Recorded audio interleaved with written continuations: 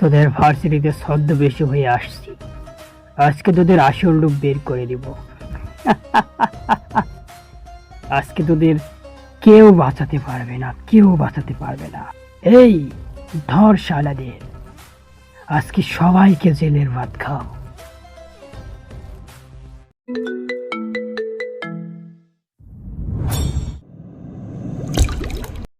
Sir, একদিন ধরে কিছু খাইনি, 10 টাকা ভিক্ষা দেন।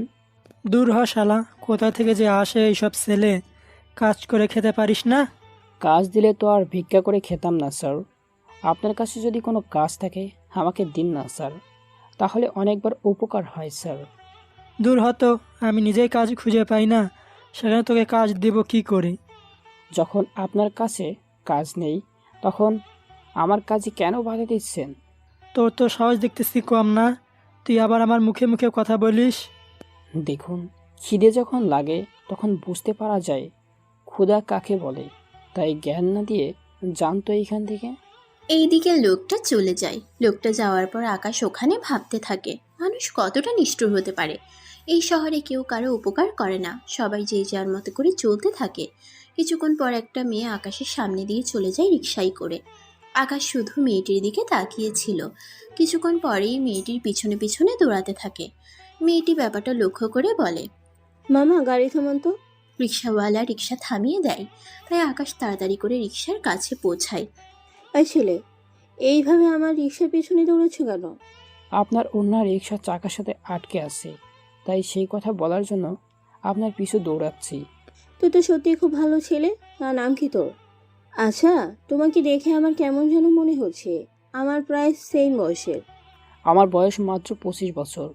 আমার তো 22 বছর, কিন্তু তোমার হাতে থালা কেন? তুমি কি ভিক্ষা করো?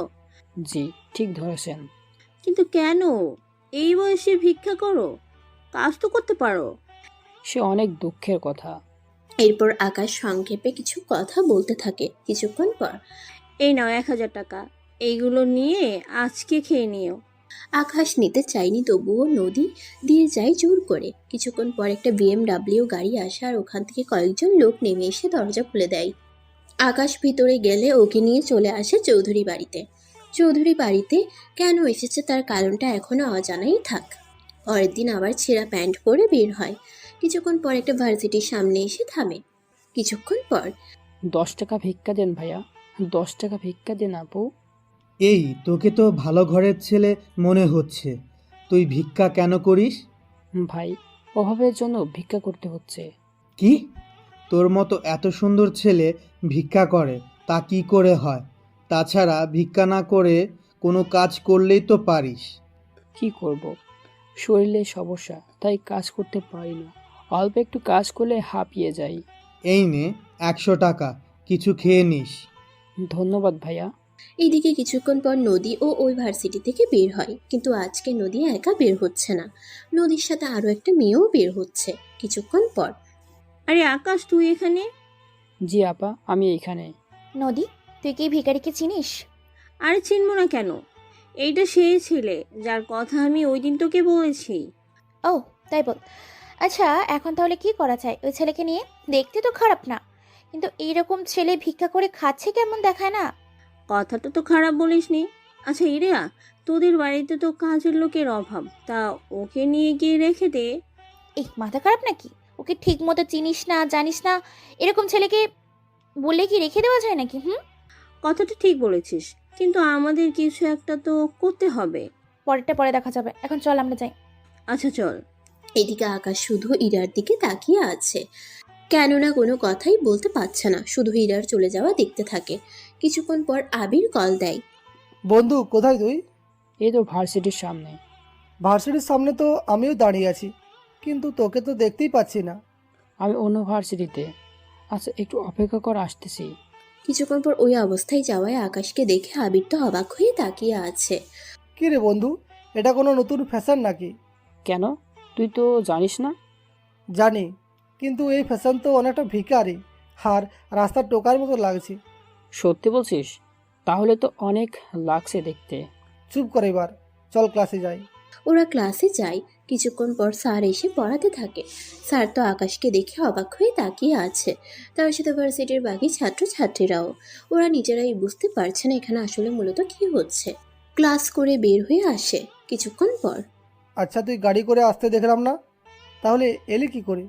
রিক্সা করে এলাম। মজা করিস না তো? এই রে দোষ, সত্যি মজা করছি না। আচ্ছা চল, তোকে বাড়িতে নামিয়ে দিই। আচ্ছা চল তাহলে। কিছুক্ষণ পর আবির আকাশকে ওদের বাড়ির সামনে নামিয়ে দিয়ে চলে যায়। আকাশ বাড়ির ভিতরে ঢুকতে যাবে, কিন্তু সিকিউরিটি তাকে চিনতে পারছে না। পরে ওখানে থাকা মেশিনে ফিঙ্গার দেওয়াতে দরজা খুলে যায়। এখন তো যেতে পারি। ওরা কোনো কথাই বলেনি, কেননা আকাশের পোশাকই এমন ছিল যে ওরা চিনতেই পারেনি।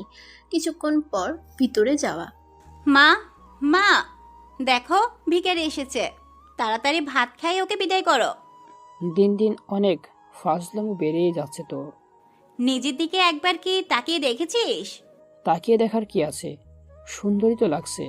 এটাকে যদি সুন্দর বলে, তাহলে যে সুন্দর তাকে কি বলবো? হয়েছে তোর কথা, তোকে যা বলেছি তা কি করেছিস? করে এসেছি। তা সবাই খুশি হয়েছে তো? হয়েছে, তার সাথে অনেক ধোয়াও করেছে। কিন্তু ভাইয়া, এভাবে প্রতিদিন না গিয়ে যদি ওনাদের 3 লক্ষ টাকা দিয়ে দেয়, তাহলে ওনারা কিছু একটা করে নিজেদের খরচ তো চালিয়ে নিতে পারবে। কথাটা ঠিক বলেছিস। আচ্ছা কাল তাহলে চেক নিয়ে যাবি, আর সবাইকে চেক দিয়ে সবটা বুঝিয়ে দিয়ে আসবি। ভাইয়া, তুইও চল আমাদের সাথে। এতগুলো টাকা চেকে দিব, যদি বাহিরের কোনো লোক এসে ঝামেলা বাঁধিয়ে ফেলে। আচ্ছা যাবো আমি। আকাশ, ঈশা, দুইজনেই খেতে আয়। আসছি মা। ওরা দুজনেই খাবার টেবিলে খাবার খাচ্ছে, তখন আকাশের আম্মু বলে, আকাশ, তোকে একটা কথা বলার ছিল। কি কথা মা? বলছি, তুই তোর বাবার ব্যবসায়ে একটু হাত লাগা। উনি আর কতকাল এইভাবে একা বিজনেস সামলাবে? চিন্তা করো না মা, আর 6 মাস পর আমার পরীক্ষা। তখন আমি পরীক্ষা শেষ হলে আব্বুর সাথে যাব অফিসে। ততদিন আমি নিজের মতো করে চালাবো। ওই তো তোর আব্বুও চলে এসেছে। তা কি নিয়ে কথা হচ্ছে তোমাদের? বেশি কিছু না, মা বলেছে তোমাকে বিজনেসের কাজে সাহায্য করতে। আমিও 6 মাস পর তোমাকে সাহায্য করব, ঠিক আছে কি? ঠিক আছে, তাই হবে। বাবা, তোমাদের একটা কথা বলার ছিল। কি কথা? আচ্ছা বাবা, কিরকম মেয়ে তোমাদের পছন্দ? আমরা খুঁজছি ছেলে, আর তুই কিনা মেয়ে নিয়ে পড়ে আছিস। কিসের ছেলে? কার জন্য? কার জন্য আবার? ঈশার জন্য। মা, তোমাদের কি মাথা ঠিক আছে? ঈশার বয়স মাত্র 21 বছর, আর তোমরা ওকে বিয়ে দেওয়ার জন্য উঠে পড়ে লেগেছ। ওর এত তাড়াতাড়ি বিয়ে দেওয়া চলবে না। আগে আমার বিয়ে হবে, তারপর ঈশার। এই তো আমার লক্ষ্মী ভাইয়া, একদম আমার মনের কথা বলেছিস। কিন্তু আকাশ, এরপর কি আর ভালো পাত্র পাবো? তা পরে দেখা যাবে। এখন যা নিয়ে কথা বললাম তা তো তোমাদের বলাই হলো না। সে বিষয়ে পরে জানবো। তার আগে তুই আমার একটা প্রশ্নের উত্তর দে। কি প্রশ্ন শুনি? তবে কোনো উল্টাপাল্টা প্রশ্ন কিন্তু করতে পারবে না। আরে, উল্টোপাল্টা প্রশ্ন কেন হবে? ঠিক আছে, তাহলে প্রশ্ন করো। তুই প্রতিদিন এরকম পোশাক পরে কোথায় যাস? বলবি কি? তুই কি আমাদের মান সম্মান সব ডুবিয়ে ছাড়বি? আরে মা, এরকমভাবে ঘুরলে লোকজনের সম্পর্কে জানা যায়, কিন্তু আমাকে তো কেউ এইভাবে মোটেও চেনে না। তাহলে তুমি শুধু শুধু কেন এত টেনশন করছো বলো তো মা? টেনশন থাকবে না? কয়েকদিন পর তো পড়াশোনা শেষ হবে, আর তুই কিনা এইসব করে বেড়াস। সত্যি আকাশ, এইসব করার মানে কি? আচ্ছা বাবা, তোমরা কি এই বাড়ির জন্য বৌমা চাও নাকি দজ্জাল কোনো মেয়েকে? অবশ্য ভালো মেয়েকে চাইবো, আমার একমাত্র ছেলে বলে কথা। কিন্তু এর সাথে এটার সম্পর্ক আসে কি করে? অনেক সম্পর্ক বাবা, তুমি বুঝবে না। আমি আর বুঝতেও চাই না। এখন আমাকে এটা বলো, এরপর কি করবি? সব সময় যা করি। এই বলে উঠে চলে আসে। কিছুক্ষণ পর আকাশ ঈশাকে নিয়ে বের হয় বস্তিতে থাকে কিছু লোকদের সাহায্য করার জন্য।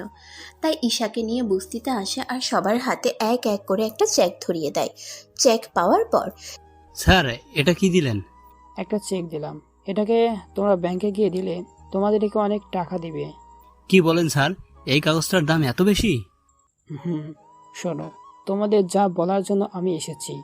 এই টাকা দিয়ে নিজেরা আগে নিজেদের বাড়িটা ঠিক করবে, আর তার সাথে তোমরা নিজের খরচও চালিয়ে নিতে পারবে। কিন্তু স্যার আমরা কি করে খাবো? এই জন্যই তো এই টাকা দেওয়া। তোমরা কিছু একটা ব্যবসা করবে, তাহলে তোমাদের ভালোই হবে। ঠিক আছে স্যার, আপনাদের জন্য দোয়া রইল। আপনাদের পরিবারের সবাই যেন সুখে থাকে। তাহলে আমরা এখন আসি, সাবধানে থাকবেন। ঈশা চল, তোকে ভার্সিটিতে নামিয়ে দিই। চল। ঈশাকে নিয়ে ওখান থেকে আসতে যাবে তখনই বস্তিতে কিছু লোক আসে। ওরা বস্তিতে থাকা কিছু ঘর ভাঙতে থাকে। কিছুক্ষণ পর, ওই তুই কে রে? এই বস্তিতে তোর কি কাজ? তার আগে এটা বল, তোরা কে? এইভাবে এদের ঘর কেন ভাঙছিস? তা কি তোকে বলতে হবে? বলতেই হবে, না বলে তোদের এমন হাল করব যে নিজেও নিজেকে চিনতে পারবি না। তুই ভুলে যাস না, আমি এই জায়গার ডন। এখানকার সবগুলো লোকেই আমার খুব ভালো করে চেনে। তা তো চিনবেই, ডন বলে কথা। তা এখন যা বলার ছিল, এইখান থেকে মানে কেটে পড়, নয়তো তোকে বাঁচিয়ে রাখবো না। দেখি কে কাকে মারে। এরপর ওদের মধ্যে মারামারি হতে থাকে। মারামারিতে ছেলেটা আঘাত পায়। ওর সাথে কিছু ছেলে ছিল, ওদেরকেও মারতে থাকে। কিছু ছেলে পরে ওই ছেলেটাকে ওখান থেকে হসপিটালে নিয়ে যায়। এদিকে আকাশ ঈশাকে নামিয়ে দিয়ে চলে আসে। কিছুক্ষণ পর আবারও রাস্তাতে থাকা বোতল কুড়াতে থাকে। তখন আবার নদী দেখে ফেলে। কি ব্যাপার, আপনি এখানে কেন? আমি এইখানে থাকবো না তো কি করব? আপনি তো ভিক্ষা করতেন, কিন্তু এখন তো টোকাই হয়ে গেলেন। কি করব এখন? ভিক্ষা খুবই কম পাই, তাই ভিক্ষা করা ছেড়ে দিয়েছি। তাছাড়া টোকাইগিরি করি কয়েকদিন, তারপর না হয় দেখা যাবে। আচ্ছা, তাই করুন। এইদিকে ওরা দাঁড়িয়ে দাঁড়িয়ে কথা বলছে, অন্যদিকে এরা দূর থেকে দাঁড়িয়ে নদীকে দেখতে পায়, তাই নদীর কাছে আসে। কি ব্যাপার, তুই এখানে কেন? আমি এখানে আছি তো কি হয়েছে? অনেক কিছু। তুই এভাবে এই ছেলেটার সাথে কি কথা বলছিস? অনেক কথা বাকি ছিল, তাই বললাম। এই যে মিস্টার, আপনার মতো ছেলেদেরকে না আমি খুব ভালো করে চিনি। আপনারা বড় লোকের মেয়েদের সাথে এইভাবেই কথা বলে ওদের সাথে অনেক কিছু আদায় করার প্ল্যান করেন, তাই না? সি আপা, আমাকে এত বড় অপবাদ দিয়েন না। ওই চুপ কর। এত বড় একটা ছেলেকে কাজ করে খেতে পারিস না? বললাম তো, এরকম ভারী কোনো কাজ আমি পারি না করতে, শরীরে সমস্যা।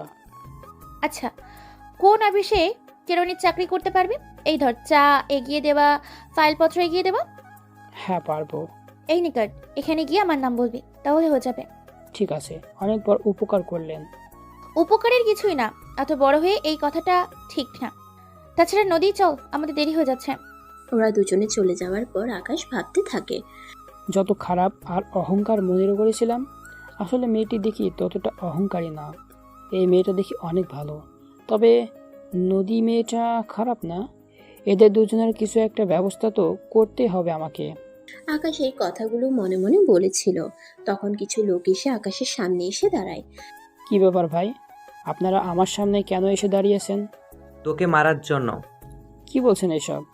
তোর সাহস হয় কি করে আমাদের স্যারের ছেলেকে মারার? আপনাদের স্যারকে আর কাকেই বা আমি মেরেছি?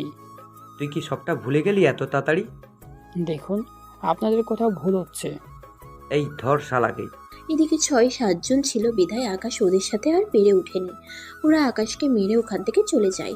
এদিকে রাস্তার কিছু ছেলে আকাশকে নিয়ে আসে হসপিটালে। ওখানে 2-3 দিন আকাশ হসপিটালেই ছিল। এইদিকে ওর বাড়ির সবাই টেনশনের উপর টেনশন করেই চলেছে। 3 দিন পর আকাশ বাড়িতে আসে, তাও ঠিকমতো চলাচল করতে পারছে না। ওকে দেখে ঈশা এসে জড়িয়ে ধরে। কি হয়েছে ভাইয়া তোর? দেখ, আমার কিছু হয়নি, আমি কিন্তু একদম ঠিক আছি। যদি ঠিক থাকিস তোর শরীরে ব্যান্ডেজ কেন? আর এতদিন কোথায় ছিলি? সেসব পরে জানবো, এখন আমাকে রুমে নিয়ে আয়, আর কিছু খাবার আনতে বল বুয়াদের। বুয়া, আমি ভাইয়াকে উপরে নিয়ে যাচ্ছি, তোমরা খাবার নিয়ে এসো। এইদিকে আকাশের বাবা মা দুজনেই বাড়িতে চলে আসে, কেননা ওনারা অফিসে ছিল আর আকাশকে খুঁজছিল। এইদিকে ঈশা আকাশকে খাটে বসিয়ে দেয় আর খাবার খাওয়াতে থাকে। আকাশ খাবার খাচ্ছে আর চোখ দিয়ে পানি পড়তে থাকে, কেননা তার কারণ তো আপনারা জানেন না। তাহলে চলুন আপনাদেরকে কারণটা জানাই। ভাইয়া, তুই এভাবে কাঁদছিস কেন? এই যে তোর আমার চিন্তা করতে হয়, আমার কষ্টতে তুই কাঁদিস।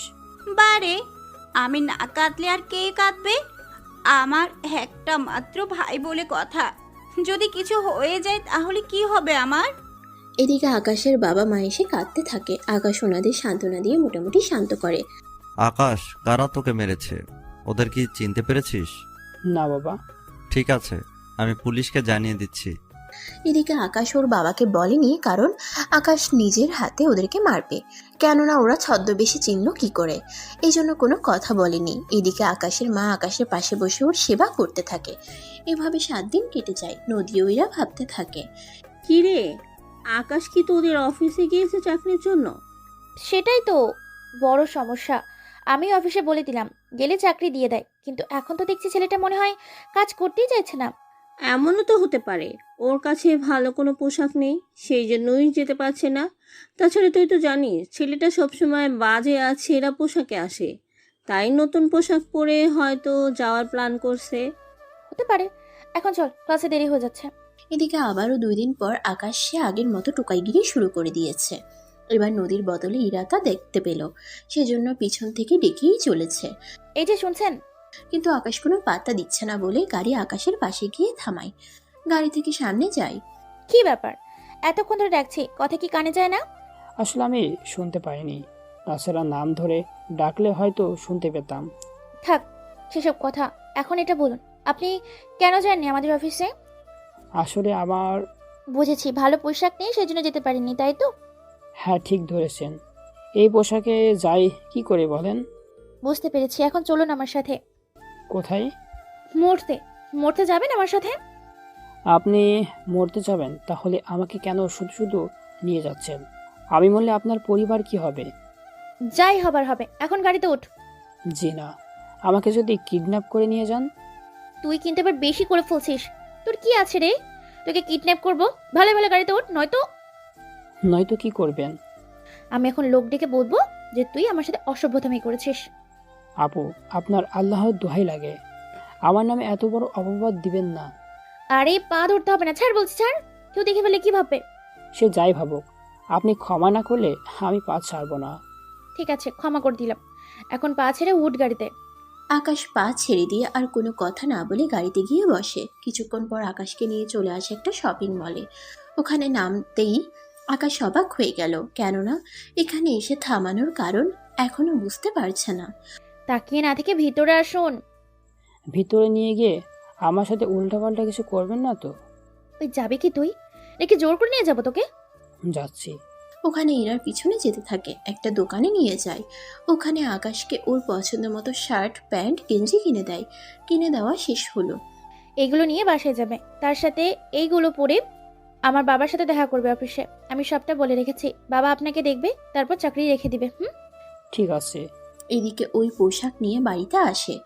ঈশা পোশাক দেখে ভাবে ওর জন্যও কিছু এনেছে, তাই আকাশের পিছনে ওর রুমে চলে আসে। আকাশ ওইগুলো রেখে ওয়াশরুমে যায়। এদিকে ঈশা তো ব্যাগ থেকে বের করে এক এক করে দেখতে থাকে। দেখে তো ঈশার অনেক রাগ হয়, তাই চেঁচিয়ে বলে, ভাইয়া ভাইয়া। কি হয়েছে ঈশা, এভাবে চিৎকার কেন করছিস? চিৎকার কি আর সাদে করেছি? কিন্তু কি করলাম আমি, তা তো বলবি। তুই শপিং করেছিস ভালো কথা, কিন্তু আমার জন্য কিছু আনলি না। তার উপর এত সস্তা জিনিস কেন আনলি? এগুলো একজনের উপহার, তাই তুই বুঝবি না। আমি কালকে তোর জন্য নিয়ে আসব। ঠিক আছে, তবে 3টা ড্রেস আনবি। কি, এতগুলো কেন? ভাইয়া, মাত্র 3টা ড্রেসের কথা বলেছি, এখানে এতগুলো কিভাবে দেখলি? এমনিতেই আলমারিতে শত শত ড্রেস পড়ে আছে, তা কি তুই ভুলে গেছিস? ওইগুলো 2-3 বার করে পরা শেষ, তাই আর পড়তে ইচ্ছে করে না। তাই এখন বেশি কথা বলিস না। 3টার বদলে এখন 5টা আনবি ড্রেস, এটাই শেষ কথা। কি? যা বলেছি তাই করবি। এদিকে পরের দিন আকাশ ওই ঠিকানায় যায়। ওখানে গিয়ে রফিকুল ইসলামের সাথে দেখা করে। আসসালামু আলাইকুম আঙ্কেল। ওয়ালাইকুম আসসালাম। তা তোমার নাম তো আকাশ? জি আঙ্কেল। পড়াশোনা কতটুকু করেছো? জি, আমি ইন্টার পড়ার পর সংসারের দায়িত্ব বেশি হয়ে যায়, সেজন্য কোনো রকমে ইন্টার পাশ করে আর পড়তে পারিনি। আচ্ছা, আমার মেয়ে তো তোমার পাসের ব্যাপারে কিছু বলেনি? জি, আমি ওনাকে এই ব্যাপারে কিছু জানাইনি। তুমি পিয়নের চাকরি না করে অফিসের চাকরির কোন পদে কাজ করতে পারো। যখন ইন্টার পাস করেছো তখন আশা করি এই সব কিছু পারবে। ঠিক আছে স্যার। তাহলে কাল কাগজপত্র নিয়ে এসো, আমি ব্যবস্থা করে দিব। এদিকে ওখান থেকে বেরিয়ে মার্কেটে এসে ঈশার জন্য পছন্দের জামা কিনে নিয়ে আসে। পথে ইরার সাথে দেখা। তার চাকরি হয়েছে কি? এখনো হয়নি, আমার সার্টিফিকেট নিয়ে যেতে বলেছে। কেরানি বা পিয়নের চাকরিতে সার্টিফিকেটের কি প্রয়োজন? উনি চাচ্ছে আমাকে অফিসের ভিতর চাকরি দেওয়ার জন্য। তুমি তো কোনো পড়াশোনা করোনি। তা পরে জানতে পারবেন। এখন এটা বলুন, আপনার হাতে এটা কি? আমার বোন বায়না ধরেছে ওর জন্য জামা নিয়ে আসার জন্য, তাই আর কি। কি জামা? দেখি তো। এত কম দামি জামা আপনি দেখবেন? অবশ্যই দেখবো। এই বলে প্রতিটা জামা দেখতে থাকে। ইরা তো জামাগুলো দেখে অবাক হয়ে তাকিয়ে আছে, কেননা জামাগুলো অনেক দামি মনে হচ্ছে।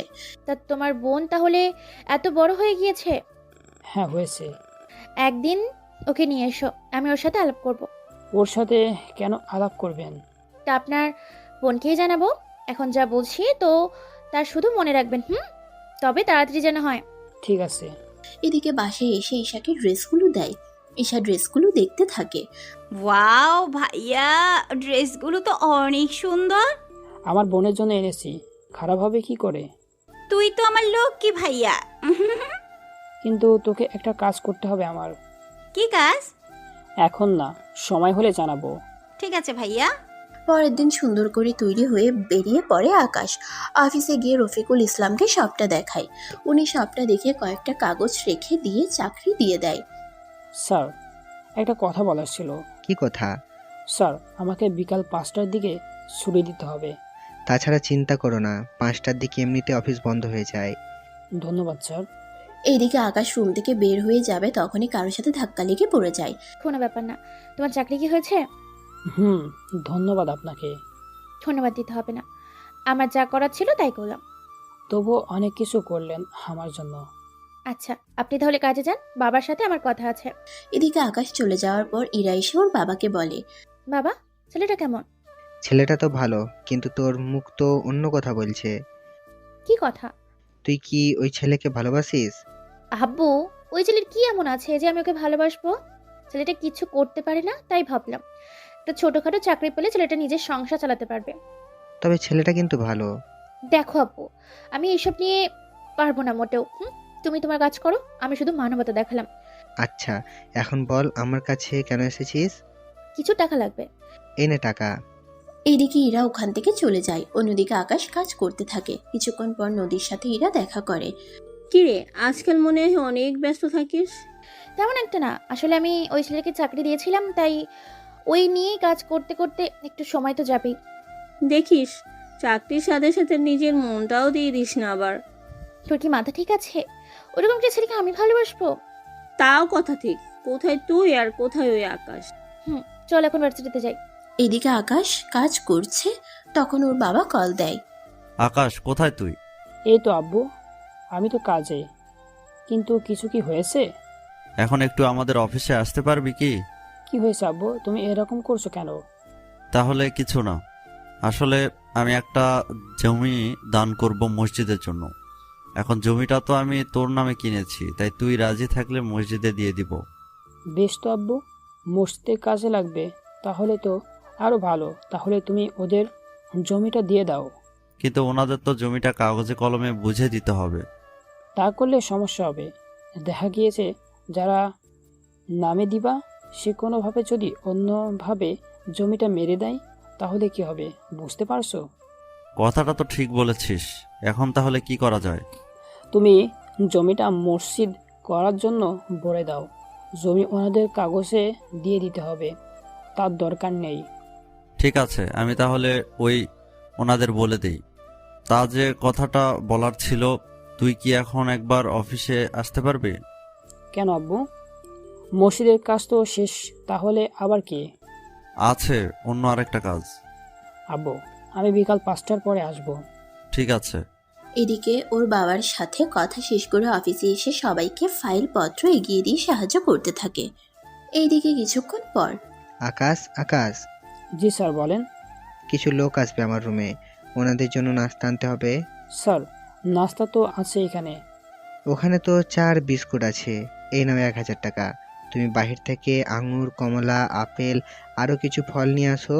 সব কিছু আধা কেজি করে আনবে। ঠিক আছে স্যার। এইগুলো এনে তুমি কেটে রাখবে। এরপর আমি যখন কল দিয়ে আনতে বলবো তুমি সব কিছু নিয়ে একসাথে চলে আসবে। এদিকে বাজারে চলে আসে। বাজারে ওখানে গিয়ে নদীর সাথে দেখা হলো। কি ব্যাপার আকাশ, তুমি এখানে কি করো?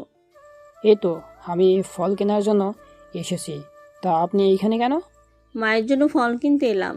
তা তোমার কাজ কাম কেমন চলছে? জি, অনেক ভালো। আচ্ছা, আমার লেট হয়ে যাচ্ছে, তাহলে চলি এখন। নদীর কাছ থেকে চলে আসে। অফিসে এসে ফলগুলো কেটে রাখে। কিছুক্ষণ পর কয়েকজন লোক ইরার বাবার অফিসের ভিতরে চলে আসে। ওনারা নিজেদের মতো করে কথা বলতে থাকে।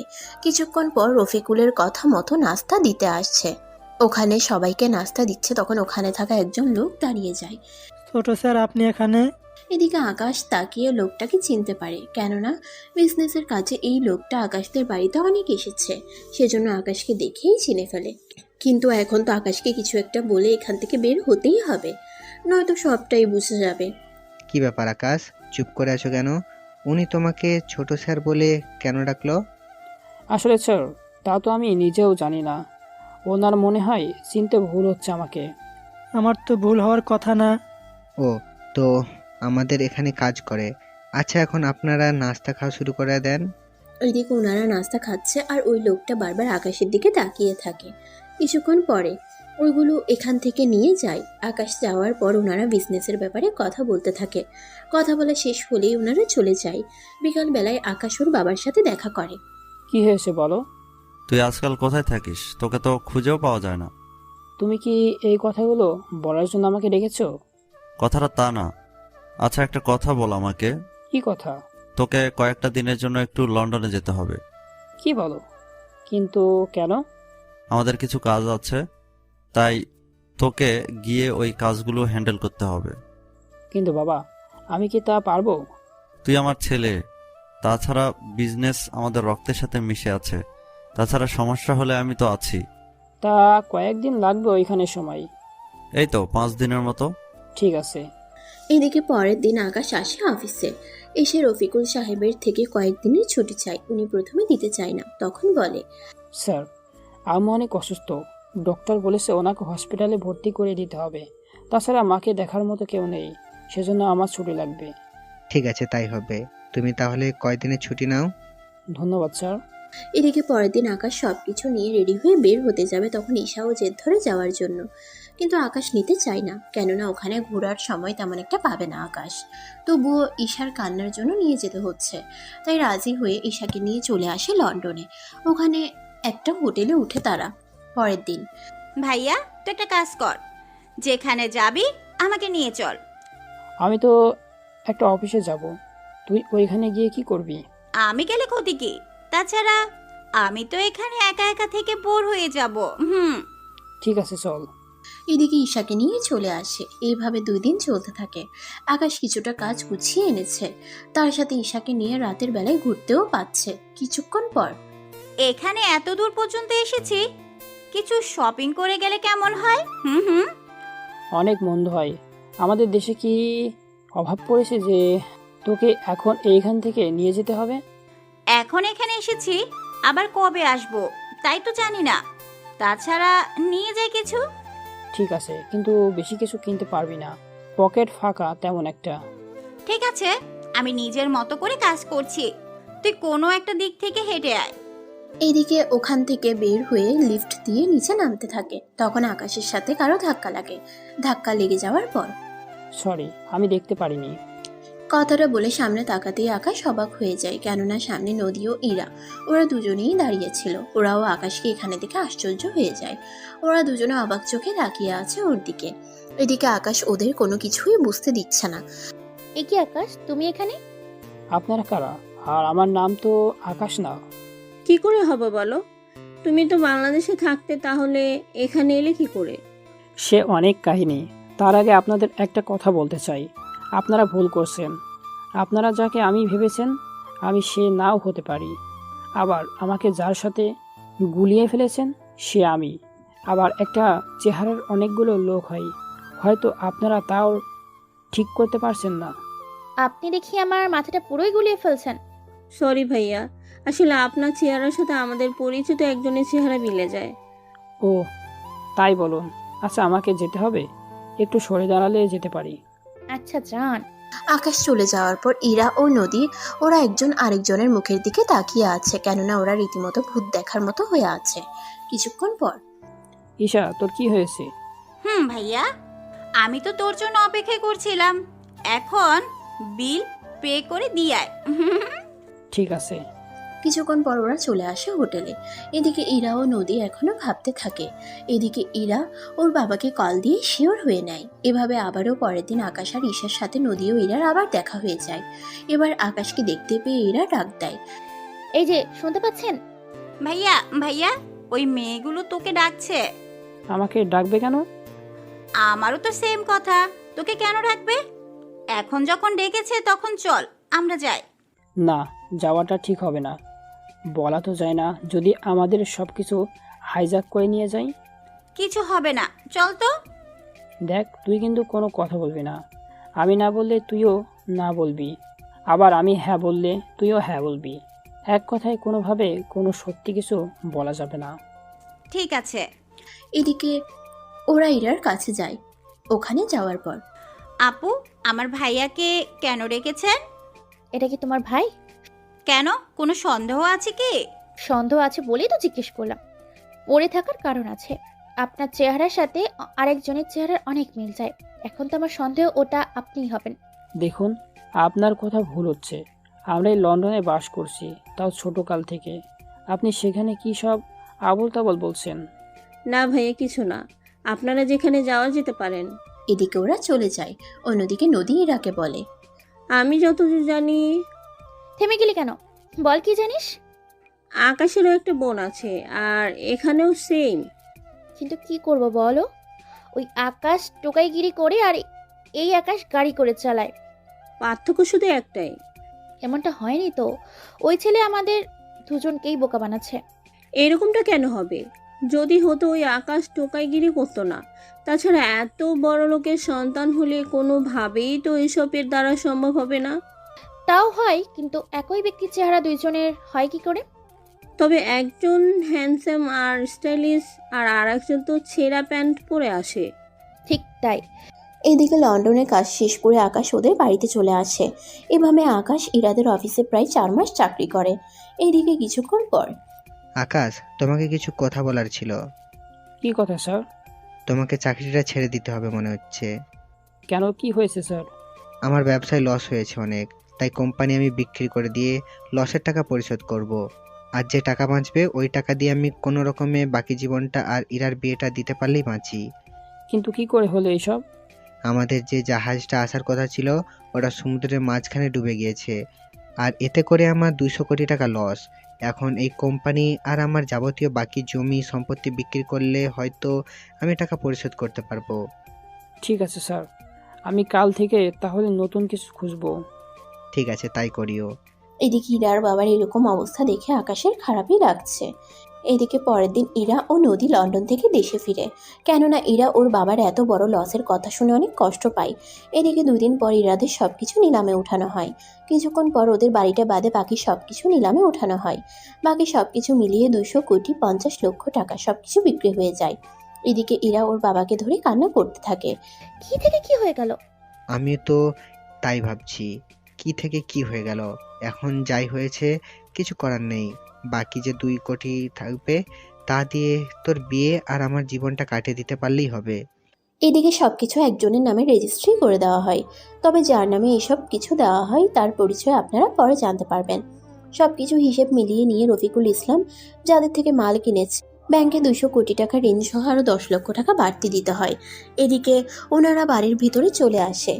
এখন কি হবে তোর? ভেবেছিলাম তোকে অনেক ভালোভাবে আমি বিদায় দিব, কিন্তু এখনো তো এই বাড়িটা আর 40 লক্ষ টাকাই আমাদের কাছে আছে। এখন কি করব বাবা? জানি না কি করব। এই বয়সে তো আমি অন্য কারো কাছে হাত পাততেও পারবো না। তাহলে আমি কোন একটা চাকরি করি? তুই কি চাকরি করবি বল? এখানে তো চাকরি দেওয়ার নাম করে মেয়েদের সাথে খুব বাজে আচরণ করা হয়।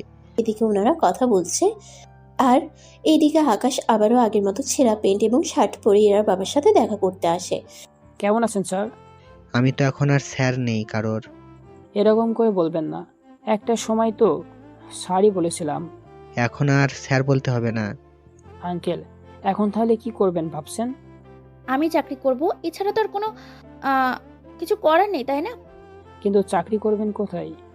চৌধুরী গ্রুপ অফ কোম্পানিতে পিএর জন্য মেয়ে খুঁজছে, আমি ওখানে অ্যাপ্লাই করব। ঠিক আছে, তাই করুন। কিন্তু কিন্তু কি? আমি চলে গেলে বাবার খেয়াল রাখবে কে? তাছাড়া আমি ওখানে চাকরি যে পাবো তারও তো কোনো ঠিক নেই। তাও কথা ঠিক। ইরা, আমি একটা কথা বলবো, তুই কি তা রাখবি? বলো কি কথা রাখতে হবে তোমার? আমি বলছিলাম কি, তুই আকাশকে বিয়ে কর। এই কথা শুনে ইরানা যতটা আশ্চর্য হলো তার চেয়ে বেশি আশ্চর্য হয় আকাশ। রফিকুল ইসলামের কথা শুনে আকাশ ও ইরা ওরা একজন আরেকজনের মুখের দিকে তাকিয়ে আছে। আঙ্কেল, কি বলছেন? আমার মতো একজন টোকাইয়ের কাছে আপনার মেয়েকে তুলে দিবেন? তুমি আমার সাথে কাজ করেছো 4 মাস ধরে। এই সময়ে আমি খুব ভালো করে তোমাকে জানতে পেরেছি। তোমার কথা শুনে যদি ওদের থেকে মাল না আনতাম, তাহলে আজকে আর আমার এই পরিস্থিতি হতো না। তাছাড়া ইরা আকাশ খুবই ভালো ছেলে। তাছাড়া বিয়ের পর আকাশ এই বাড়িতে থাকবে। আব্বু, তুমি যখন বলছো তখন আমি রাজি। আকাশ, তুমি রাজি তো? আমিও রাজি। এইদিকে পরের দিন আকাশ ও ইরার বিয়ে দিয়ে দেওয়া হলো। বাসর ঘরে আকাশ ও ইরা বসে আছে। আকাশ রুমে আসলে ইরা দাঁড়িয়ে পা ছুঁয়ে সালাম করে। এদিকে ইরা কিছু বলতে যাবে তার আগে আকাশ বলে, আমি জানি আপনি কি বলতে চান। আমাদের বিয়েটা তাড়াতাড়ি হওয়ার জন্য আপনি এখনো আমাকে স্বামী হিসেবে মেনে নিতে পারবেন না। ঠিক তাই, তবে চিন্তা করবেন না, আমি আপনার একটুও অবহেলা করব না। শুধু এটাই বলবো, যতদিন না আমি আপনাকে মন থেকে ভালোবাসতে পারবো আর স্বামী হিসাবে না মানবো, ততদিন আপনি স্বামীর অধিকার আমার উপর ফলাবেন না। আকাশ ব্যাপারটা স্বাভাবিকভাবেই নিল, কেননা আকাশ জানে এমন কিছুই হবে। তবুও রাজি হয়ে গেল, কেননা আকাশ নিজেও চায় এরা ওকে সর্বত্র দিয়ে ভালোবাসুক। যে ভালোবাসায় কোনো জোর জবরদস্তি থাকবে না, আর নেই কোনো ছলনা। এদিকে 7 দিন কেটে যায়। আকাশ এখনও টোকাইগিরি করতে থাকে। পরের দিন যখন আকাশ বাড়িতে আসে, তোমাকে কিছু বলবো, কথা রাগ করবে না তো? কি কথা? তুমি টোকাইগিরি করো, এটা আমার খারাপ লাগে। তাছাড়া আমি বাসায় একা একা থাকি, বাবাও তেমন একটা ভালো আছে। তাছাড়া আমি একজন কাজের লোক রেখেছি যে বাবার খেয়াল রাখবে। আমি চাই কাজ করব। কিন্তু তুমি কি কাজ করবে? তুমি চিন্তা করো না, আমি যে কাজই করি না কেন কখনো বস বা কলিগের সাথে ওই রকম সম্পর্কে লিপ্ত হব না। সি সি, আমি ওইসব বলিনি। আমি জানি তোমার রাতে ঘুমাতে কষ্ট হয়, একটা মেয়ের পাশে রেখে টাচ করা ছাড়া ঘুমাচ্ছ, এতে অনেক কষ্ট হয় তোমার, আমি তা জানি। তবে চিন্তা করো না, আমি চাকরি পেলে দুজনে আমার ফুলসজ্জা থেকে সবকিছু শুরু করব। ঠিক আছে, তুমি যেভাবে বলবে। এদিকে ইরা দেখতে দেখতে চাকরি পেয়ে যায় চৌধুরী কোম্পানিতে। এদিকে ইরা বেশিরভাগ সময় অফিসে থাকে, তাই আকাশের জন্যও সুবিধা হয়। এদিকে আকাশ বাড়িতে আসে। আকাশ যে বিয়ে করেছে তা কেউই এখনো জানে না। বাড়িতে ফিরে আকাশ ওর বাবা মা আর বোনকে ডেকে ওর রুমে নিয়ে আনে। সবাই রুমে এসে বলে, কি ব্যাপার, তুই এভাবে সবাইকে ডেকে এখানে এনেছিস কেন? মা, তোমাদের একটা কথা বলার ছিল, তবে কিভাবে বলবো বুঝতে পারছি না। যদি সবটা শুনে তোমরা আমাকে ভুল বোঝো। ছেলেই যতই খারাপ কাজ করুক না কেন, কোনো বাবা মাই তাকে ভুল বোঝে না। এখন বল, কি হয়েছে? বাবা, আমি বিয়ে করে ফেলেছি, 10 দিনের মতো হবে। এই কথা শুনে সবাই আশ্চর্য হয়। আকাশ তো ভেবেছিল ওর বাবা মা কিছু অভিমান করবে, কিন্তু ওনারা কোনো অভিমান না করেই বলে, বিয়ে করেছিস ভালো কথা, তা বৌমাকে বাড়িতে নিয়ে কেন আসলি না? সে অনেক কাহিনী, আগে তোমাদের সব কথা বলি, তারপর না হয় তোমরা ডিসিশন নিও আমার কি করা উচিত। ঠিক আছে ভাইয়া, তুই তাহলে বলতে শুরু কর। এরপর আকাশ সবটা বলতে থাকে। সবটা শুনে ওনারা কি বলবে কিছুই বুঝতে পারছে না। তবে আকাশ যা করেছে ওনাদের সবার কাছে ব্যাপারটা ঠিকই লেগেছে। কিছুক্ষণ পর, ভাইয়া ভাইয়া এই ভাইয়া, কি হয়েছে বল। বলছিলাম কি, আমাদের একটা কথা রাখবি? কি কথা বল তো শুনি। ভাবি তো আমাদের অফিসে কাজ করে। এখন আমাদের অফিসের যদি কোনো লোক ভাবির সাথে লাইন মারার চেষ্টা করে, তখন কি করবি? তেমন কিছু হবে না বোন আমার। কেন কেন? তোর ভাবি সকালে যাওয়ার সময় বোরকা পরে বের হয়, আর তোর ভাবির জন্য আমি আলাদা কেবিন করেছি, যে রুমে কোনো ছেলে ঢোকা নিষেধ। রুমের বাইরে মেয়ে 2জন সিকিউরিটি থাকে। ওদের কাজ হচ্ছে কোনো ছেলে ভিতরে যেতে চাইলে তাদের বাধা দেওয়ার জন্য। আর অফিসের কোনো কাজ হলে সিকিউরিটিতে বলবে, ওরা ভিতরে নিয়ে গিয়ে বাকি কাজ করাবে। এক কথায় ছেলেরা তো ভাবির কাছে ঘেঁষতেই পারবে না, তার উপর অফিসে বলা আছে কেউ যেন ইরার ধারের কাছেও নাও যায়। যদি যায় তাহলে তার চাকরি থাকবে না। শোন না ভাইয়া, আমি বাবা মা ভাবিকে দেখতে যাব। কিন্তু কি করে? ও জানে আমার কেউ নেই পৃথিবীতে। উফ গাধা, আমি তো আমাদের অফিসে। তাছাড়া বাবা তো অফিসের কাজে যাবে আর মা এমনি যাবে। আমরা তো অফিসের কাজে যাব, সেই ফাঁকে ভাবিকে দেখে আসবো একবার। ঠিক আছে, তবে সাবধানে, সব তথ্য যেন ফাঁস হয়ে না যায়। চিন্তা করিস না, কোনো কিছুই ফাঁস হবে না। এদিকে পরের দিন আকাশের পরিবার আসে অফিসে। ওই দিন ইরাকে অফিসের ম্যানেজার জানায় এই অফিসের মালিক ওনার পরিবার আসবে। তাই ইরা আসার সময়ে ফুল কিনে নিয়ে এসেছিল, কিন্তু অন্য সবার মতো অফিসের বাইরে গিয়ে বের হতে পারেনি, কারণ এই রুম থেকে বের হওয়া নিষেধ। তাছাড়া এই রুমে আলাদা টেলিভিশন সেট করা হয়েছে যেন ইরা বোর হয়ে গেলে টিভি দেখতে পারে। এদিকে কিছুক্ষণ পর ওনারা ইরা রুমে আসে। আসসালামু আলাইকুম স্যার আর ম্যাম, আপনারা কেমন আছেন? ওয়ালাইকুম সালাম। আমরা ভালো আছি, তা তুমি কেমন আছো মা? ম্যাম, এই নিন ফুল। অন্য সবার মধ্যে এই রুমের বাইরে যাবার অনুমতি নেই আমার, তাই যেতে পারি না। কোনো ব্যাপার না। আচ্ছা, তুমি মুখ ঢেকে রেখেছো কেন? মুখোশটা ওঠাও। আসলে আমার হাজবেন্ড বলেছে সবসময় মুখে মুখোশ পরে থাকতে কেউ রুমে আসলে। আচ্ছা, আমি তো তোমার মায়েরই মতো, আর উনি তোমার বাবারই মতো, আর ও তোমার বোনের মতো। আমাদের সামনে মুখ দেখালে তোমার এতটুকু ক্ষতি হবে না। ঠিক আছে ম্যাম। ইরা মুখোশটা উঠিয়ে নিলে ওনারা তাকিয়ে আছে ইরার দিকে, কেননা ইরাকে ওনাদের অনেক পছন্দ হয়েছে। আর এইসব কিছু আকাশ ও রুমে বসে দেখতে থাকে। ইরার রুমে সিসিটিভি ক্যামেরা আছে যা ইরা নিজেও জানে না। এদিকে আকাশের মা বলে, তোমাকে আমাদের খুবই পছন্দ হয়েছে, তাই তোমাকে এই বালা দুটো দিব, তুমি নিবে তো? আপনারা কেন আমাকে কিছু দিতে যাবেন? কেন, আমরা দিলে কি নিবে না? আসলে আপনারা তো অফিসের মালিক, সাধারণ কর্মচারীকে কেন এত কিছু দিতে যাবেন? ভাবি, এটা আমাদের বাড়ি। ভাবি? কে ভাবি? কেউ না তো, এমনি মুখ ফুসকে বেরিয়ে গিয়েছে। দেখুন ম্যাম, এত দামি বালা দিয়ে আমার হাজবেন্ড সন্দেহ করবে আমাকে, বলবে কোনো ছেলে বা আমি কোনো ছেলের সাথে। তেমন কিছু বলবে না। তাছাড়া ওনাকে কল দিন, তাহলে উনি সরাসরি সবটা দেখলে আপনাকে তেমন একটা সন্দেহ করবে না। ঠিক আছে। এরপর কল দেয়। আকাশ কল রিসিভ করে। এরপর ঈশা কলে এসে সবটা বলে। এখন ইরা শুধু অপেক্ষা করছে আকাশ কি বলে তা শোনার জন্য। ইরা, ওনারা যখন এত কিছু দিতে চেয়েছে তখন তুমি নিয়ে নাও। সত্যি নিব তো? নাও। এরপর আকাশের মা ইরার হাতে বালা দুটো পরিয়ে দেয় আর বৌমার মতো কপালে একটা চুমু দিয়ে ওখান থেকে চলে আসে। সন্ধ্যার পর অফিসের গাড়ি ইরাকে প্রতিদিন বাড়িতে এসে দিয়ে যায়। ইরা বাড়িতে ঢুকে দেখে আকাশ ওর বাবার সাথে বসে বসে গল্প করছে। তখন ওখানে এসে ইরা ওইগুলো ওর বাবাকে বলে। আকাশ যখন নিতে বলেছে তখন রফিকুল সাহেবও কিছু বলেনি। এদিকে রাতের বেলায়, আচ্ছা, আমি শুনেছি আমি যে অফিসে কাজ করি ওনারা একটা ছেলে আছে। হ্যাঁ, তো এখন কি হয়েছে? আচ্ছা, এমনটা তো নয় ওনারা আমাকে ওনার ছেলের জন্য পছন্দ রেখেছে? তেমন কিছু হবে না। তাছাড়া ওনারা তো জানে তুমি বিবাহিত, তাহলে এমন কিছু ওনারা কেন করবে বলো? ঠিক তো, কিন্তু অফিস থেকে আমাকে এত সুযোগ সুবিধা দিচ্ছে তাই বললাম তোমাকে। ওই নিয়ে আর টেনশন করতে হবে না তোমাকে। ঠিক আছে। আচ্ছা, কালকে এই রুমটা তুমি সুন্দর করে সাজিয়ে রাখবে। কেন? কারণ আছে, যা বলছি তাই যেন হয়। ঠিক আছে। এদিকে পরের দিন আকাশ ফুল কিনে আনে, এনে পুরো রুম অনেক সুন্দর করে সাজিয়ে রেখেছে। এদিকে রাত 11:30, ইরা আসছে না দেখে আকাশের অনেক টেনশন হয়। তাই ড্রাইভারকে কল দিয়ে জানতে পারে ইরা শপিংয়ে গিয়েছে কি যেন কিনতে। তাই আকাশের টেনশন মুক্ত হলো। রাত 11:50 ইরা একটা প্যাকেট নিয়ে আসে, ওটা ড্রয়িং রুমে রেখে দেয় আর ওর বাবাকে বলে কেকটা সাজিয়ে রাখার জন্য। রুমে গিয়ে ইরা চেঞ্জ হয়। চেঞ্জ হয়ে আকাশের চোখে একটা কাপড় বাঁধতে থাকে। কি করছো? কি কাপড় কেন বাঁধছো? তাই কিছুক্ষণ পরেই দেখতে পাবে। এখন আমার সাথে হাঁটতে থাকো। এরা আকাশকে নিয়ে ড্রয়িং রুমে আসে এবং কেকের সামনে দাঁড় করিয়ে চোখের বাঁধন খুলে দেয়। সামনে কেক দেখতে পেয়ে আকাশের বুঝতে বাকি রইল না যে আজকে ওর জন্মদিন ছিল।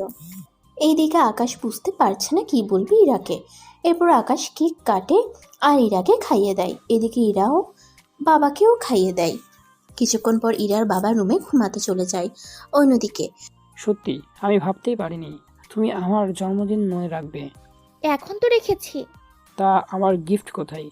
আজকে আমি তোমাকে এমন গিফট দিব যা তোমাকে আগে কেউ কখনো দেয়নি। আর এই গিফটের কথা তুমি সবসময় মনে রাখবে। কি সেটা? আমাকে কোলে নিয়ে এখন রুমে যাও, তারপর না হয় বলবো।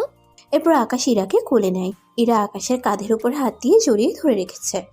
রুমে যাওয়ার পর ইরাকে নামিয়ে দেয়। ইরা নামার পর বলে, আজকে আমাদের বাসর রাত হবে, আর বউ হিসাবে এটাই তোমাকে দেবো আমার গিফট হবে। এখন বলো, তুমি খুশি তো? অনেক খুশি হয়েছি। এমনিতেই সময় কম, তাই চলো আজকের রাতটায় দুজনকে স্মরণীয় করে দিই। বন্ধুরা ও পাঠক পাঠিকাগণ, এরপর কি হয়েছে তা আপনারা কেউই জানতে চাইয়েন না, কেননা ওইসব কিছু জানলে লেখক ও তার বউ খুবই কষ্ট পাবে। তাই আপনাদের এই ব্যাপারে জানাতে চাচ্ছি না। সকালবেলা ইরা ঘুম থেকে উঠে গোসল করে আয়নার সামনে দাঁড়িয়ে রেডি হচ্ছে। এদিকে আকাশ ইরার কোমরের দিকে তাকিয়ে আছে। ব্যাপারটা ইরা ঠিকই বুঝতে পারে, তাই বলে উঠে, কি ব্যাপার, রাতে কি মন ভরেনি যে এখনো দেখতে হবে? আর রাতে তো অন্ধকার ছিল, দেখতে পেলাম আর কোথায়। হয়েছে অনেক দেখা, এখন যাও গোসলে। তাছাড়া আমি তো এখন চাকরি করি, তুমি কোনো চোকাইগিরি করো বলো তো? আচ্ছা, টোকাইগিরি না করলে কি করব? তুমি বাড়িতে থাকবে, তাছাড়া আমি তো চাকরি করি। আমাকে কি তোমার বোঝা মনে হচ্ছে? এরকম কথা বলো না। তুমি আমাকে কতটুকু বিশ্বাস করো? আমি তোমাকে অনেক বিশ্বাস করি। যদি এমন কোনো সময় আসে যে তুমি আমার সম্পর্কে অনেক কিছু জানতে পেরেছো, তখন কি আমাকে ভুলে যাবে? কখনো না, কারণ তুমি কতটা ভালো তা আমার এই কয়েক মাসে জানা হয়ে গিয়েছে। যেখানে তুমি নিজে বিয়ে করার বইয়ের ওপর স্বামীর অধিকার ফলাওনি, সেখানে অন্য কিছু করবে তা আমি কখনো ভাবতে যাব না। আচ্ছা ঠিক আছে। এদিকে ইরা তৈরি হয়ে অফিসে চলে যায়। এইদিকে কিছুক্ষণ পর রফিকুল ইসলাম আসে আকাশের কাছে। উনি আকাশের পাশে এসে বসে। আকাশ, তোমাকে কিছু কথা বলার ছিল। কি কথা? তার আগে আমাকে বলো, তুমি তোমার পরিচয় কেন গোপন করেছিলে? মানে ঠিক বুঝলাম না। আমি সবটা জানি, তুমি টোকাইগিরি করো না। তাহলে আমি কি করি বলুন? তুমি চৌধুরী সাহেবের ছেলে আকাশ। তোমার বাবা আমার ছোটবেলার বন্ধু। তোমার আর ইরার বিয়ের কথা ছোটবেলা থেকে ঠিক করা ছিল। কি বলেন আপনি? আমাকে চিনতেন? চিনতাম না বলেই তো তোমার সাথে ইরার বিয়েটা দিয়ে দিলাম। বুঝতে পেরেছি। এইদিকে দিন যেতে থাকে। আকাশ ও ইরার মধ্যে সম্পর্ক আরো গভীর হতে থাকে। কিছুদিন যাওয়ার পর, তোমাকে একটা কথা বলার ছিল। কি কথা? আগে বলো, রাগ করবে না? আর রাগ কেন করব? আমি না, তুমি কি? আমি মা হতে চলেছি। কথাটা শুনে আকাশ তো খুশি হয়ে ইরাকে গিয়ে জড়িয়ে ধরে। তুমি মা হতে চললে তো আমি বাবা হতে চলেছি, কিন্তু তুমি এই অবস্থায় অফিস করবে কি করে? চাকরিটা ছেড়ে দিতে হবে। কেন? আমাদের বেবি যখন 8 মাস হবে পেটে থাকতে, তখন তো আর আমি অফিসে যেতে পারবো না। তাছাড়া এতদিন আমার জন্য অফিসের বস অপেক্ষাও করবে না, তাই কেন থাকতে যাব বলো তো? কথাটা ঠিক বলেছো। আজকে কি অফিসে যাবে? না, আজকে সারাদিন তুমি আমাকে নিয়ে ঘুরবে। ঠিক আছে, চলো তাহলে। এদিকে আকাশ ইরাকে নিয়ে পার্কে আসে ঘোরার জন্য। পার্কের একটা বেঞ্চে ওরা দুজনে বসে আছে। আকাশ চারপাশে শুধু কাপল আর কাপল বসে আছে। কিছুক্ষণ পর, তুমি খুশি হয়েছো তো? খুশি হব না? এত বড় একটা সুখবর তুমি আমাকে দিয়েছো। আচ্ছা, আমাদের ছেলে মেয়ে হলে ওদের কি নাম রাখবে? ওদের নাম এখনো রাখার অনেক সময় পাবো। এখন থেকে তুমি তোমার শরীরের যত্ন নিতে থাকো। তুমি তো আছো, আমি যখন বাসায় আসবো তখন তুমি আমার সেবা করবে। ঠিক আছে, তাই করব। এখন আমাকে একটু কোলে নিয়ে হাঁটো। তাই বলে এভাবে সবার সামনে হাঁটবো? হাঁটবে কেন, কোনো সমস্যা? একটুও না। এদিকে কোলে নিয়ে হাঁটতে থাকে। কিছুক্ষণ হাঁটার পর ওরা দুজনে আবারও একটা বেঞ্চে গিয়ে বসে পড়ে। কিছুক্ষণ পর ওখানে কিছু লোক আসে। এদিকে এরা ভয় পেয়ে আছে, কেননা ওরা 7-8 জন লোক এখানে, আর আকাশ একা, সেজন্য অনেক ভয় পেয়ে আছে। এদিকে আকাশ সামনে তাকিয়ে দেখে আবির আসছে। ওর সাথে নদীও ছিল, তাই আবিরকে ডাক দেয়। আবির, এই আবির। আরে আকাশ বন্ধু, তুই এখানে? ভাবি কেমন আছেন? ভালো আর থাকলাম কই, এরা দেখো না আমাদের সাথে ঝামেলা করেই চলেছে। ও এই ব্যাপার। নদী, তুমি তোমার বান্ধবীকে নিয়ে একটা পাশে গিয়ে দাঁড়াও, আমি এদের ব্যবস্থা করছি। আমার আবার নিজেদের ক্ষতি করে বসিয়েন না। তেমন কিছু হবে না। তাছাড়া আবির, তুই নদী আর ইরাকে নিয়ে এই জায়গায় গিয়ে দাঁড়া। এদেরকে তো আমি একাই দেখে নিব। প্লিজ তুমি এরকম কিছু করতে যেও না, তুমি ওদের সাথে একা পারবে না। এদিকে ওরা সাইডে চলে যায়। আকাশ ওদের একাই মারতে থাকে। এদিকে কিছু লোক আকাশের হাতে এখনো মার খাচ্ছে, আর কিছু লোক আবিরের হাতে। এদিকে কিছুক্ষণ পর ওরা মার খেয়ে শুয়ে আছে সবাই। যাক, সবগুলো মার খেয়ে শুয়ে আছি। তা ভাবি, আপনারা হঠাৎ করে পার্কে কেন? তার আগে এটা বলো, নদীর সাথে তুমি পার্কে কেন? আসলে আমি আর নদী তো একজন আরেকজনকে পছন্দ করি। নদী, তুই তো আমাকে কখনো এই ব্যাপারে কিছু বলিসনি। বলবো কি করে? বিয়ের পর আর 4 মাস, এই 4 মাসগুলোতে কি আর আমার সাথে যোগাযোগ করার চেষ্টা করেছিস যে আমি তোকে বলবো সবটা? তাই তো, সত্যি রে, আমার মনেই ছিল না। তাছাড়া সারাদিন অফিস করে আর সময়ই পায় না। হয়েছে, আর বলতে হবে না। এখন বল তোর কি খবর? এদিকে ইরা ও নদী দুজনে আলাপ করতে থাকে। এদিকে আকাশ ও আবির কথা বলতে থাকে। তা বন্ধু, এখনো কি ইরা তোর ব্যাপারে কিছুই জানে না? না, আমি ওকে এখনো কোনো কিছুই জানাইনি। কিন্তু কেন? আর কত মাস অপেক্ষা করবি? এখনো অনেক মাস অপেক্ষা করা বাকি আছে। কেন বলতো? আমি ওকে সারপ্রাইজ দিব, সেই জন্য। কি রকম? চিন্তা করিস না, তোকেও জানাবো। এখন তুই আমাকে এটা বল, নদীর সাথে তোর সেটিং হলো কি করে? বন্ধু, সে অনেক কাহিনী। যদি বলতে যাই তাহলে তো আর গল্পের অর্ধেক ক্যারেক্টার আমাদের নিয়ে শেষ হয়ে যাবে। কিন্তু এদের সমস্যা কি? তোদের দুজনের এখনও অনেক কিছু লেখা বাকি আছে, তাই আমাদের কাহিনী লিখে গল্পটা শেষ না করে তোমরা তোমাদের কাহিনী লিখে গল্পটা সুন্দর করে তোলো। আচ্ছা ঠিক আছে, এখন তাহলে উঠি আমি। এদিকে নদী ও ইরার কথা বলা শেষ হয়ে গেলে আকাশ ইরাকে নিয়ে চলে আসে বাড়িতে। এদিকে পরের দিন ইরা অফিসে চলে যায়। ইরা যাওয়ার কিছুক্ষণ পর আকাশ যায় ওখানে। কিছুক্ষণ পরে, ম্যাম, আপনাকে স্যার ওনার রুমে যেতে বলেছেন। এই কথা বলে ইরা অনেক অবাক হলো, কেননা আজ এতগুলো মাস ইরা এখানে কাজ করছে, কিন্তু কখনো ওর স্যার ওকে এইভাবে ডেকে নেয়নি। তাই ইরা অবাকই হলো। আমি আসছি। এরপর ইরা নিজেকে ঠিক করে নেয়। এরপর স্যারের রুমের দিকে রওনা দেয়। স্যার, আমাকে কি ডেকেছেন? হ্যাঁ, আমাকে কিছু কাজের জন্য আমেরিকায় যেতে হবে, তাই আপনাকেও যেতে হবে। কিন্তু স্যার, আমি বিবাহিত। আপনার সাথে কিভাবে একা যাবো এত দূরে? তাছাড়া আমার হাজবেন্ড কখনো রাজি হবে না। বেশ তো, আপনি চাইলে আপনার হাজব্যান্ডকে নিয়ে আসতে পারেন। আপনারা দুইজন এক রুমে থাকবেন আর আমি আর এক রুমে। তবে কাজের সময় আপনার স্বামীকে নিয়ে যেতে পারবো না, কারণ ওইখানে অফিসের বাইরের লোক অ্যালাউ না। ঠিক আছে স্যার, তাহলে আমি আমার হাজবেন্ডকে নিয়েই যাব। আপনি তাহলে এবার আসতে পারেন। এদিকে ইরা চলে যায়। অন্যদিকে ইরা যাওয়ার পর আকাশ চেয়ারটা ঘুরিয়ে সামনের দিকে তাকায়, কেননা এতক্ষণ ধরে আকাশ চেয়ার ঘুরিয়ে রেখেছিল, যার জন্য ইরা আকাশকে দেখতে পারেনি। তবে আকাশের মুখে মাস্ক ছিল বলে কণ্ঠটাও চিনতে পারেনি। কিছুক্ষণ পর ইরা ছুটি নিয়ে বাসায় আসে। বাসায় আসার পর, আব্বু, তোমার জামাই কোথায়? জানি না, সকালে বের হয়েছে। আচ্ছা, আমি রুমে গেলাম। এইদিকে কিছুক্ষণ পর আকাশ বাড়িতে আসতেই ইরা আকাশকে সবটা বলে। আচ্ছা, আমি না গেলে হয় না? তুমি না গেলে কি করে হবে? তাছাড়া ওই লোকটা যদি আমার সাথে উল্টাপাল্টা কিছু করে বসে, তখন কি হবে ভেবে দেখেছো? তাছাড়া আমি এখনো পর্যন্ত ওনাকে দেখিনি, তাই আমি বলেছি তুমিও আমার সাথে যাবে। কেননা আমি ওনার সাথে একা গেলে তুমি রাগ করবে, সেজন্য আমি তোমাকে সাথে নিয়ে যাব, ঠিক আছে? আচ্ছা ঠিক আছে। এদিকে পরের দিন আকাশ ইরাকে নিয়ে বের হয়। পথের মধ্যে ইরার বস মানে আকাশ মেসেজ করে জানিয়ে দেয় সবকিছু ঠিক করে রেখেছে। এখন শুধুমাত্র ওরা যেন একা ওখান থেকে চলে যায়।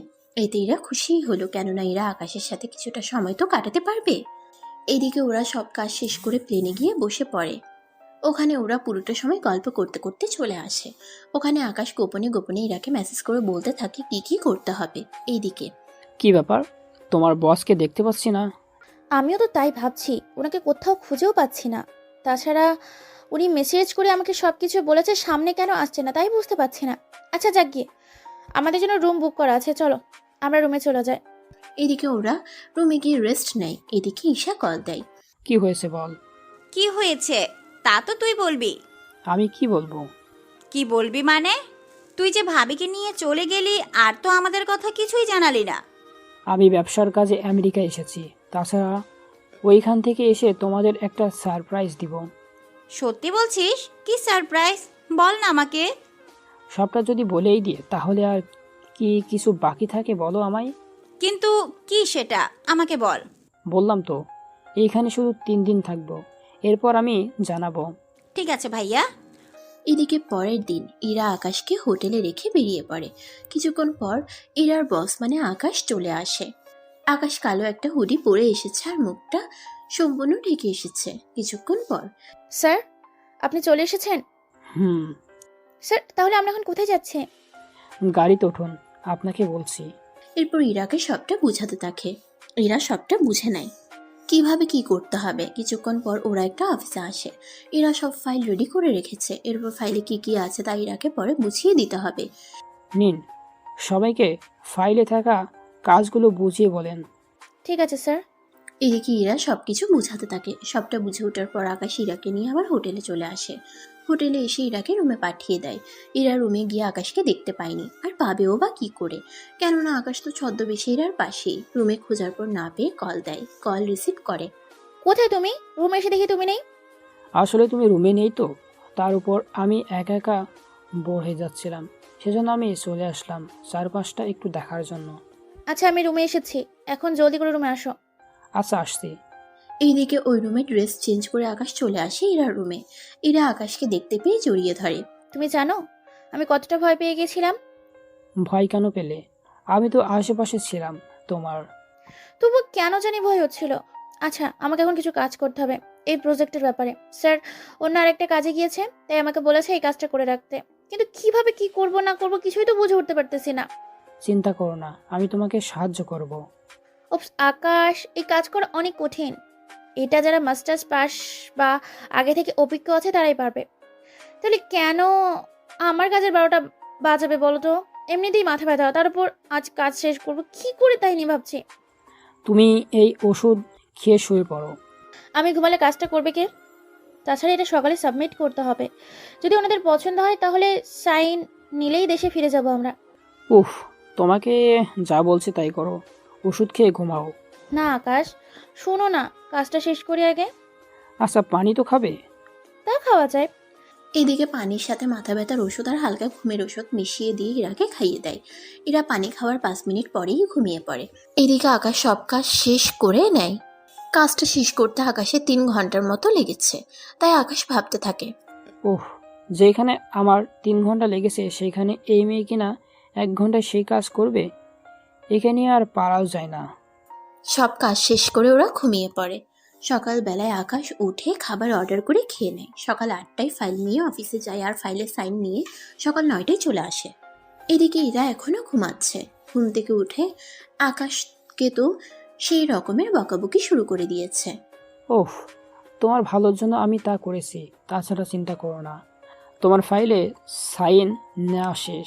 তোমার স্যার বলেছে তোমাকে নিয়ে আমি যেন দেশে ফিরে যাই। ওনারা আরও কিছু কাজ আছে, সেইগুলো করা শেষ হলে উনি আসবে। আচ্ছা, কাজগুলো করেছে কে? তোমাকে ভাবতে হবে না, আমি সব গুছিয়ে নিয়েছি। তুমি এখন নাস্তা করো, তারপর আমরা বের হব। এদিকে এরা ফ্রেশ হয়ে আসে। এরা ফ্রেশ হতেই নাস্তা করে ওরা বেরিয়ে পড়ে বাংলাদেশের উদ্দেশ্যে। বাংলাদেশে ওরা নিজেদের বাড়িতে চলে আসে। বাড়িতে আসার 3 দিন পর। আচ্ছা, তোমাকে কিছু কথা বলবো, রাগ করবে না তো? রাগ করবো কেন? কি কথা বলো। আমি যেই কোম্পানিতে চাকরি করি ওই কোম্পানির চেয়ারম্যান আমাকে আর তোমাকে ওনার বাড়িতে ডিনারের জন্য যেতে বলেছে।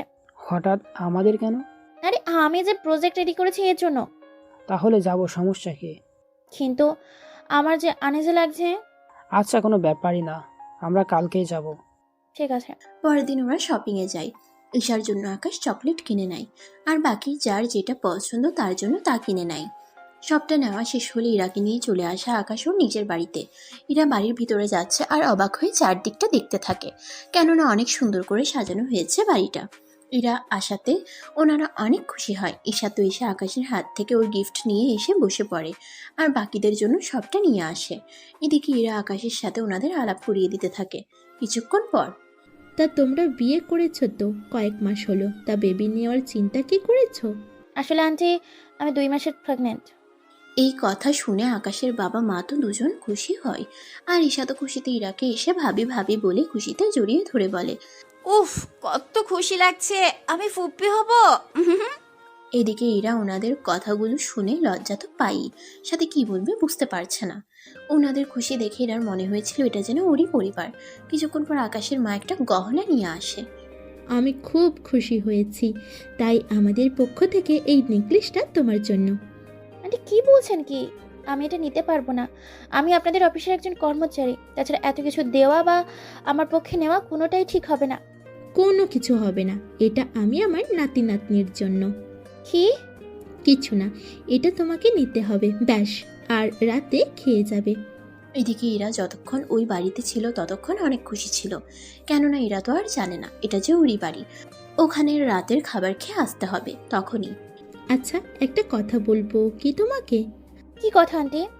বলছিলাম কি, এখন তো রাত 1টা বাজে, তাই আজ রাত তোমরা দুজনে আমাদের বাড়িতেই থাকো। কিন্তু আন্টি, আমরা থাকলে তো আপনাদের অসুবিধা হবে, তারপর সকালে আবার অফিস যেতে হবে। তেমন কিছু হবে না, আজকে আমাদের বাড়িতে থাকবে ব্যাস। এদিকে আকাশও রাজি হয়ে যায়। ঈশা আকাশের রুমটা দেখিয়ে দিল তাদের। ভাবি, তুমি এই রুমে থাকো আজকের রাতটা। আচ্ছা, তুমি আমাকে বারবার ভাবি ভাবি কেন বলছো? আসলে এমনিতে বেরিয়ে যায়। আমার ভাইয়া এখনো বিয়ে করেনি তো, সেই জন্য কাউকে ভাবি রাখতে পারছি না, তাই আপনাকে ভাবি ডেকে অভ্যাস করে নিচ্ছি। ও তাই বলো, আমি তো কি না কি ভেবে নিয়েছিলাম। এদিকে আকাশ ও ইরা শুয়ে পড়ে। কিছুক্ষণ পর ইরার ঘুম আসছে না, নতুন জায়গায় সেজন্য একটু আনইজি লাগছে, তাই উঠে যেতে চাইবে। তখনই আকাশ বলে, ওগো শুনছো, আমার ঘুম আসছে না। এটা তো আমাদের বাড়ি না যে ছাদে গিয়ে কাটিয়ে দিব। দারুণ আইডিয়া তো, চলো না ছাদে যাই। কিন্তু এই ছাদে তো কোনো দোলনা নেই। তুমি কি করে জানো? না মানে আমি বাড়িতে আসার পর গিয়েছিলাম একবার ছাদে, তখন দেখলাম। কিন্তু তুমি তো আসার পর থেকে আমার সাথেই ছিলে, তাছাড়া এখন কি করব? দোলনায় বসে চাঁদ দেখতে ইচ্ছা করছে। তোমার যখন ইচ্ছে করেছে তখন তা পূরণ করতে তো হয়। কিভাবে? স্পেশাল ব্যাপার। ছাদে দোলনা নেই তো কি হয়েছে, এই রুমের বারান্দায় কিন্তু দোলনা আছে। চলো দুজনে গিয়ে ওইখানে যাই। 1 মিনিট, তুমি কি করে জানো এই রুমের বারান্দায় দোলনা আছে? আমরা তো এখনো বারান্দায় যাইনি, তাহলে তুমি কি করে জানলে বলো তো? আরে এইখান থেকে তো দোলনা দেখা যাচ্ছে। কি বলো, এখান থেকে দেখা যাচ্ছে? কই দেখি তো, আমি দেখতে পাই কিনা। এইদিকে ইরাকে কাছে টেনে দেখায়। এরপর ইরাকে নিয়ে দোতলায় বসে সারারাত কাটিয়ে দেয়। সকালবেলায় আকাশ ইরাকে নিয়ে চলে আসে ওদের বাড়িতে। এইদিকে গল্পের মধ্যে কোনো মারামারি নেই, তাই আপনাদের মধ্যে অনেকে বোর হয়ে যাচ্ছেন, আবার অনেকে মজা নিচ্ছেন। তাই যারা বের হয়ে যাচ্ছেন তাদের উদ্দেশ্যে বলছি, গল্পটা একটা টোকাই ছেলে কি একজন সত্যিকারের ভালোবাসার মানুষটাকে খুঁজে পেয়েছে, তা এই গল্পের মাধ্যমে আমরা জানতে পেরেছি। তবে গল্পে এখনও একটা মারামারি থেকে গিয়েছে, যা একটু পরেই আপনাদের মাঝে তুলে ধরবো। এখন চলুন অন্যদিকে যাই। তোমার জন্য একটা সারপ্রাইজ আছে আমার পক্ষ থেকে। কি সারপ্রাইজ বলো না? যেদিন আমাদের বেবি পৃথিবীতে আসবে সেদিন তোমাকে দেব। তাহলে তো আরো 5 মাসের মতো অপেক্ষা করতে হবে। আমাদের বেবির জন্য না হয় এই মাস কয়েকটা অপেক্ষা করতে কি পারবে না? আমাদের বেবির জন্য এইটুকু তো করতেই পারবো। এই তো আমার লক্ষ্মী বউ। এইদিকে যেতে যেতে 2 মাস চলে যায়। আকাশ একদিন রাস্তার ধারে হাঁটছিল, তখন কয়েকটা ছেলে আসে আকাশের সামনে। ছেলেটাকে দেখে আকাশের আর চিনতে বাকি রইল না। এ কি, তুই এইখানে? আমি। কিন্তু তুই এইভাবে রাস্তায় যে হাঁটতেছিস, আজকে তোর সাথে সিকিউরিটি কোথায় রে? তুই কি আমাকে মারতে এসেছিস নাকি কথা বলতে এসেছিস? এসেছি তোকে মারতে। ওই দিন তুই আমাকে অনেক মেরেছিস, আজকে আমি তার উপযুক্ত মার তোকে দিতেই হবে। ওই দিন তোকে আমি তোর পাপের শাস্তি দিয়েছি, আজকে তোকে মনে হয় আবার দিতে হবে। তুই দিবি আমাকে শাস্তি? দেখছিস আমার সাথে কতগুলো ছেলে দাঁড়িয়ে আছে, আজকে তোকে এমন মার মারবো যে সারা জীবন মনে রাখবি। এই বলে ওদের মাঝে মারামারি হতে থাকে। এতে করে ছেলেটি অনেক মার খায়। ওখানে ওদের মেরে আকাশ চলে আসে। এদিকে আকাশের মুখে ও শরীরে কিছুটা মারের দাগ ছিল। ইরা দেখতে পেয়ে আকাশকে জড়িয়ে ধরে কান্না করতে থাকে। কি হয়েছে তোমার? কি করলো তোমার এই অবস্থা? আরে আমি ঠিক আছি, ওরা 7 জন ছিল, তাই ওদের সাথে মারামারি করতে গিয়ে এইটুক অবস্থা হয়েছে, ঠিক হয়ে যাবে। এদিকে ইরা আর কিছু বলল না। অন্যদিকে পরের দিন আকাশের বাড়িতে পুলিশ আসে। পুলিশ এসে, বাড়িতে আছেন কেউ? কি হয়েছে অফিসার, আপনারা এখানে কেন? এখানে আকাশ নামে কেউ কি থাকে? থাকে, উনি আমার স্বামী হয়। কিন্তু কি করেছো? আজ রাতে কয়েকটা ছেলেকে মেরেছে উনি, ওনার বাবা থানায় মামলা করেছে, তাই ওনাকে ধরে নিয়ে যেতে এসেছি। কিন্তু অফিসার, ওরা তো উল্টো আমার হাজবেন্ডকে মারতে এসেছিল, আর আমার হাজবেন্ড নিজেকে রক্ষা করতে গিয়ে এমনটা হয়েছে। দেখুন, আমরা কিছুই করতে পারবো না, ওনার নামে মামলা হয়েছে, তাই ওনাকে আমরা নিয়ে যাব। আপনার কিছু করার থাকলে উকিলের সাথে কথা বলেন। এদিকে অফিসার আকাশকে নিয়ে যেতে থাকে। যাওয়ার আগে আকাশ ইরাকে বলে যায়, এরা তুমি চিন্তা করো না, আমি 1 ঘন্টার মধ্যে তোমার কাছে ফিরে আসব। তুমি বাইরে একটি পাও দিবে না, তুমি বাড়িতে থাকো, আমি ঠিক 1 ঘন্টার ভিতরে তোমার সামনে চলে আসব। তুমি সত্যি বলছো তো? কিন্তু উকিল কিভাবে ধরবো? সবটা আমার উপর ছেড়ে দাও।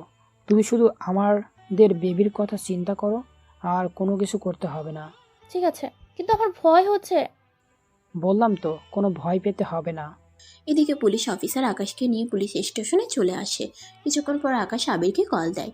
এইদিকে 20 মিনিট পর পুলিশ স্টেশনে আকাশের বাবা মা আর ঈশাও আসে, আর ওনাদের সাথে আবির উকিল নিয়ে এসেছে। আকাশের বাবা মাকে দেখে পুলিশ অফিসার দাঁড়িয়ে যায়। এ কি স্যার, আপনি এখানে? আমি এখানে। আর আমার ছেলেকে কেন ধরে এনেছেন? স্যার, উনি কি আপনার ছেলে? আমার ছেলে। ওকে ছেড়ে দিন তাড়াতাড়ি। স্যার, আমি এখনই ছেড়ে দিচ্ছি। সরি স্যার, আমি বুঝতে পারিনি উনি আপনার ছেলে ছিল। এরপর থেকে যেন এরকম কিছু না হয়। হবে না স্যার। এদিকে আকাশ ফিরে আসে। এদিকে ঈশা। ভাইয়া, তুই বাড়িতে ফিরবি কবে? যেদিন তুই ফুপি হবি সেদিন আমি তোর ভাবিকে নিয়ে আসবো এই বাড়িতে। সত্যি ভাইয়া? এদিকে ইরা তো আকাশের অপেক্ষায় কান্না করছে। 50 মিনিটের মাথায় আকাশ ইরার সামনে এসে হাজির। আকাশকে দেখে ইরা দৌড়ে এসে জড়িয়ে ধরে। আকাশও জড়িয়ে ধরে রাখে। এদিকে যেতে যেতে মাসের পর মাস যেতে থাকে। এখন ইরা আর অফিসে যায় না, কেননা ইরার দেখাশোনার জন্য এখন এমনিতে লোক লাগে। তাই ইরাকে আর অফিসে যেতে দেয় না আকাশ। প্রতিদিন ইরাকে গোসল করিয়ে দেওয়া, তৈরি করে দেওয়া থেকে শুরু করে খাইয়ে দেওয়া সব কাজ আকাশই করতে থাকে। ইরার তখন প্রায় 9 মাস চলতে থাকে। তখন ইরার আগের থেকে বেশি দুর্বল হয়ে যায়। তাই আকাশ ইরাকে বলে, ইরা, তোমাকে একটা কথা বলবো, যদি রাখো। কি কথা বলো না? বলছিলাম কি, তোমার অফিসের স্যার উনি বলেছে তোমাকে ওনার বাড়িতে নিয়ে গিয়ে থাকার জন্য। কি বলো? আমি কেন ওনাদের বাড়িতে গিয়ে থাকবো? তোমার সেবা যত্ন করার কেউ নেই, তাই ওনারা বলেছে তোমাকে নিয়ে যেন যাই ওইখানে। কিন্তু ওনারা আমার অফিসের মালিক, আমাকে কেন যেতে বলছে? আমি তো নিজে কিছুই বুঝতে পারছি না। আচ্ছা, এত কিছু ভাবতে হবে না। ওনারা বলেছে গাড়ি পাঠিয়ে দিবে, আমাদের বলেছে যাওয়ার জন্য। এদিকে ইরা কোনো কিছু বলছে না। বিকালে কয়েকটা গাড়ি আসে। ওখানে একটা অ্যাম্বুলেন্সের করে ইরাকে নিয়ে আসা হলো আকাশদের বাড়িতে। ইরাকে আকাশের রুমেই থাকার ব্যবস্থা করে দেওয়া হলো। এদিকে ইরার পাশে থাকার জন্য, দেখাশোনার জন্য 4 জন নার্স আর 2 জন ডক্টর নিয়ে সবসময় আকাশের বাড়িতে থাকতো। এদিকে আকাশের বাবা মা আর ঈশা আসে ওই রুমে। ভাবি, কেমন আছো এখন? তুমি আমাকে ভাবি ডাকলে লজ্জা লাগে আমার। কেন? আমি তো তোমার আপন ভাবি না যে ভাবি বলে ডাকবে। তাছাড়া সত্যি বলতে আপনার অনেক ভালো। আমার মতো একটা মেয়েও এত বড় বাড়িতে এনে থাকতে দিয়েছেন, নিজের বৌমায়ের মতো খেয়াল রাখছেন। সত্যি আপনাদের মতো যদি আমার এরকম একটা সংসার হতো তাহলে কতই না আমি লাকি হতাম। বেশ তো, তাহলে এই বাড়িতে থেকে যাও আমাদের সাথে। আসলে তা কি করে হয়? আমার স্বামী আছে, তারপর আমার সন্তান আসবে কয়েকদিন পর। আমি কিভাবে আপনাদের বাড়িতে থাকবো? তাছাড়া আমার তো কোনো অধিকারও নেই থাকার। আচ্ছা, অধিকার থাকলে কি থাকবে এখানে? তা দেখা যাবে। দেখা গেলে হবে না, বলতে হবে। আচ্ছা, থাকবো। এদিকে দিন যেতে থাকে আর ইরার ব্যথা আর আকাশের পরিবারের যত্ন পেতে থাকে। এদিকে আকাশ অফিস সামলাতে ব্যস্ত হয়ে থাকে। এদিকে যেতে যেতে 10 মাস শেষ হয়ে যায়। ইরার পেটের ব্যথা বাড়ে, তার সাথে ডক্টর চেষ্টা করে যাচ্ছে বাচ্চা ডেলিভারি করার জন্য। এদিকে ঈশা কল দিয়ে আকাশকে আসতে বলে। কিছুক্ষণের মধ্যে আকাশ চলে আসে। এদিকে ডক্টর নিজেদের কাজ করতে ব্যস্ত। 1 ঘন্টা পর বাচ্চার কান্নার আওয়াজ আসে, তাই সবাই রুমে ঢোকে আর ওনারা বাচ্চাদের আদর করতে থাকে। এদিকে ইরা তো কিছু বুঝতে পারছে না, তাই আকাশ সবাইকে বসতে বলে আর ইরাকে বলে, আমি তোমাকে সারপ্রাইজ দেবো বলেছিলাম না, এটা হলো আমার সারপ্রাইজ। এরা আমার পরিবার আর এটা আমার বাড়ি, আর এরাই হচ্ছে আমার আর তোমার পরিবার। সত্যি বলছো? হ্যাঁ, সত্যি ভাবি। এই জন্যই তো আমি তোমাকে দেখলে ভাবি বলে ডাকতাম। কিন্তু তুমি তো টোকাই ছিলে। আমি টোকাইগিরি এই জন্যই করতাম, যেন আমি একজন সত্যিকারের জীবন সঙ্গী পাই। আমার আসল পরিচয় পেলে লাখ লাখ মেয়ে আমাকে বিয়ে করার জন্য আসবে, কিন্তু আমি দেখতে চেয়েছি আমাকে এই অবস্থায় দেখে যদি কেউ ভালোবাসে তাহলে আমি তাকে বিয়ে করব, আর রাজকুমারীর মতো রাখবো তাকে আমি। কিন্তু বিয়ের পর কেন বলনি? এই জন্য, কারণ যদি তুমি আমাকে ভুল বোঝো, সেজন্য আগে তোমাকে বুঝতে শিখিয়েছি, তাই আজকে সবটা জানালাম। আর এই নাও তোমাদের সব কিছু যা আমি কিনেছিলাম, আর আজকে আমি তোমাদের সব কিছু তোমাকেই ফিরিয়ে দিলাম। সত্যি আজকে টোকাই ছেলেকে আমি ভালোবেসে ভুল করিনি। সমাপ্ত। গল্পটা কেমন হয়েছে অবশ্যই কমেন্ট করে জানাবেন। ভালো থাকবেন, সুস্থ থাকবেন। আল্লাহ হাফেজ।